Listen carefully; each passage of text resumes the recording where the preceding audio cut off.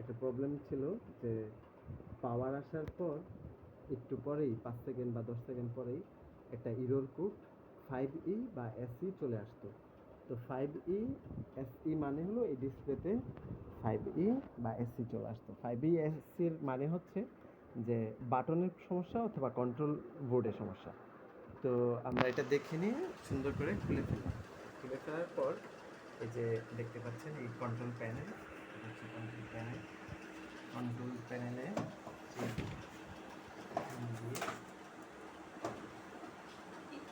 এই প্যানেলে খোলার পর আমরা প্রথমে টাচ প্যাডের রিবনটা আলাদা করে নিই। এই যে রিবন, এই রিবনটা আলাদা করে নেই এই জন্য যে 5 সেকেন্ড পরে আবার এরর কোড দেখায় কিনা, তাহলে আমরা কনফার্ম হতে পারবো যে আমাদের কিপ্যাডে লক হয়েছে, কিপ্যাড রিবন বা কিপ্যাডের সমস্যা হয়েছে নাকি কন্ট্রোল বোর্ডের সমস্যা হয়েছে।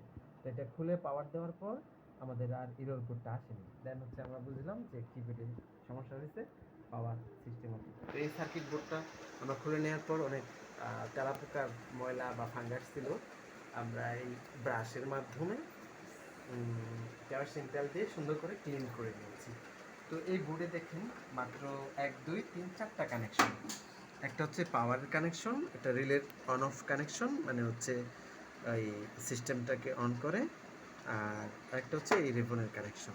3টা কানেকশন এটা সুন্দরভাবে খুলে। তো এখন আপনাদের বলবো যে তারপর আমরা যখন আইডেন্টিফাই করলাম আমাদের কিপ্যাডের সমস্যা, এটা আমরা কী করলাম, এটা হচ্ছে আমরা এখানে হিট দিলাম চুলার মাধ্যমে গরম করে, এই যে এই রিবনটা খুলে ফেলছি, এই সামনে এই অংশটা খুলে ফেলছি। খুলে ফেলার পর তারপরে ভিতরে একটা অংশ আছে কিপ্যাড, তো ওই কিপ্যাড হচ্ছে ঘাম জমে যাওয়ার কারণে, পানি অথবা অন্য কোনো জায়গা থেকে ময়েশ্চার আসার কারণে কিপ্যাডটা কাজ করতেছে না। আমরা হিট দেওয়ার পরে উপরে নিচে সঠিকভাবে হিট দিয়ে আবার আমরা ট্রাই করলাম, দেন হচ্ছে ঠিক হয়েছে এবং এখন মোটামুটি আলহামদুলিল্লাহ ঠিক হয়ে গেছে।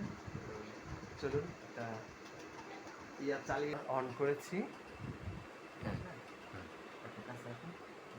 হ্যাঁ, আমরা এখন 30 সেকেন্ড দিব।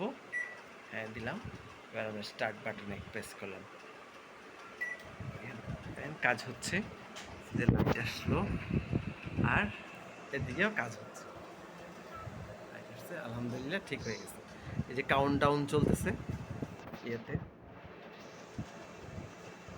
ক্লিয়ার কাউন্ট ডাউন চলতেছে। আমি যদি চাই এখানে অফ করতে পারবো।